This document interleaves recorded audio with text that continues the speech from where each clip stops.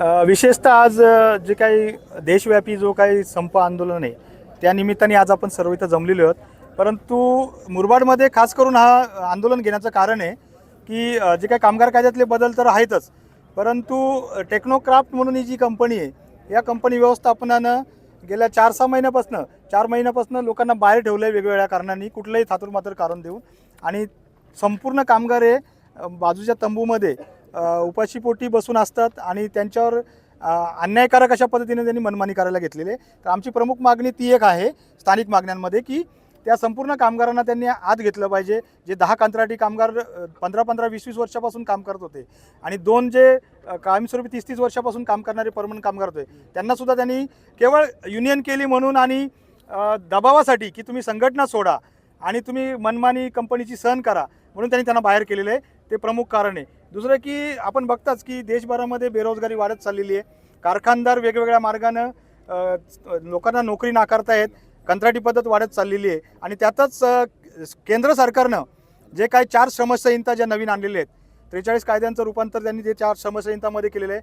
याच्यावर प्रत्येक कामगारावर आणि कष्टकर्त्यावर दुर्गामी परिणाम होणार आहे. यामध्ये हायर अँड फायरची पद्धत वापरली जाईल, म्हणजे कधीही कामगाराला कामावर घेतलं जाईल आणि कधीही त्याला काढलं जाईल. याच्यामध्ये कायम कंत्राटी असा भेदभाव राहणार नाही. या संपूर्ण तरतुदी या कायद्यामध्ये केल्या आहेत. पूर्वीच्या कायद्यामध्ये 100 लोक जर असतील तर ती कारखाना तो बंद करण्यासाठी सरकारची परवानगी घ्यावी लागत होती.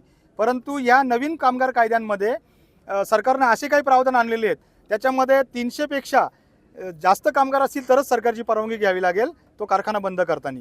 आणि असे जर औद्योगिक कारखाने आपण जर बघितले तर 80% जास्त जे कारखाने आहेत या औद्योगिक परिसरांमध्ये ते संपूर्ण 300च्या वरती खालती आहेत.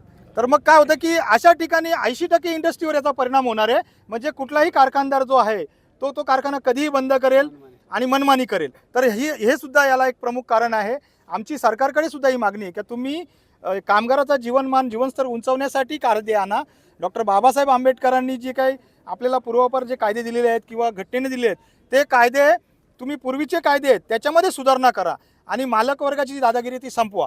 हे आमचे मागणे आहेत. आजचं तुमचं स्वरूप काय असणार आंदोलनाचं? आजचं स्वरूप आहे की आम्ही इथे प्रशासन जे आहे पोलीस प्रशासन असेल त्यांना सुद्धा आम्ही सांगू इच्छितो की संघटनेनं कुठल्या पद्धतीचं जर पत्र दिलं तर तिथले पोलीस प्रशासन ते पत्र स्वीकारत नाहीत आणि उलट पक्षी ते भांडवलदारांना मदतीची भूमिका घेतात नेहमीच.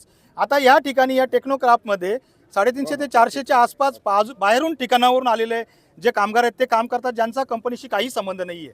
तर आम्हाला प्रशासनाला हा इशारा द्यायचा आहे की 30-30 वर्ष काम करणारे लोक तुम्ही बाहेर बसवताय, त्यांना संप करायला लावताय आणि तुम्ही ज्यांचा कंपनीशी काही संबंध नाही असे लोक आत आणून त्यांना रोजगार देत आहे आणि त्यांचा या तालुक्याशी संबंध नाही किंवा त्यांचा या जिल्ह्याशीही संबंध नाही आहे.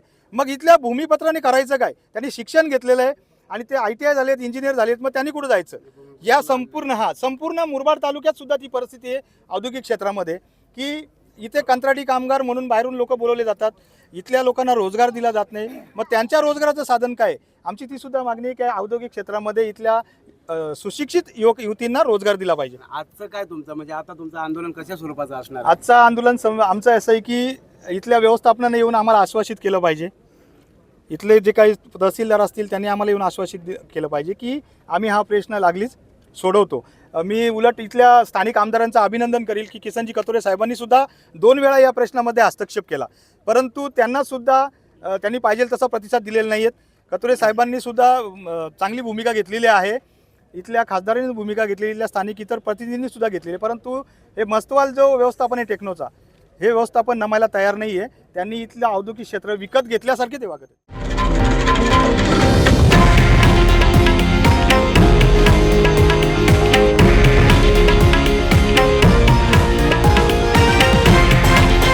हे आहे देशातील नंबर 1 न्यूज नेटवर्क आणि आपण पाहत आहात TV9 मराठी, एकमेव.